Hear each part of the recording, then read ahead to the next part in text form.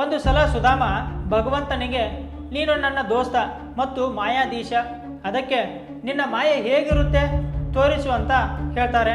ಭಗವಂತ ಹೇಳ್ತಾನೆ, ಮೊದಲು ಸಮುದ್ರ ಸ್ನಾನ ಮಾಡುನು ನಡಿ ಅಂತ ಸಮುದ್ರಕ್ಕೆ ಕರ್ಕೊಂಡು ಹೋಗ್ತಾರೆ. ಹೋಗಿ ಲೆಕ್ಕ ಹಾಕಿ ನಾನು ನೀನು 10 ಡುಮುಕಿ ಹಾಕೋನು. ಸುಧಾಮ ಸರಿ ಅಂತ ಡುಮುಕಿ ಹಾಕಿದ. ತಕ್ಷಣ ಸುಧಾಮ ನೋಡ್ತಾನೆ, ಸುಧಾಮ ಬೇರೆ ದೇಶಕ್ಕೆ ಹೋಗಿದ್ದಾನೆ. ಆ ದೇಶಕ್ಕೆ ಹೋದ ಕೂಡಲೇ ಜನ ಅವನನ್ನು ಪೂಜೆ ಮಾಡೋಕ್ಕೆ ಶುರು ಮಾಡ್ತಾರೆ. ಯಾಕಂದರೆ ಇವರು ಭಗವಂತನ ಸ್ನೇಹಿತ ಸುಧಾಮ. ಅಲ್ಲಿಯ ರಾಜ ಕೂಡ ಪೂಜೆ ಮಾಡ್ದ. ರಾಜ ಹೇಳಿದ, ನನ್ನ ಮಗಳು ರಾಜಕುಮಾರಿ ಮದುವೆ ವಯಸ್ಸಿಗೆ ಬಂದಿದ್ದಾಳೆ, ನಿಮ್ಮ ಜೊತೆಗೆ ಮದುವೆ ಮಾಡ್ತೀವಿ ಅಂತ ಸುಧಾಮನಿಗೆ ಒತ್ತಾಯದಿಂದ ಮದುವೆ ಮಾಡಿದ್ರು. ನಂತರ 5-6 ಮಕ್ಕಳಾದರು.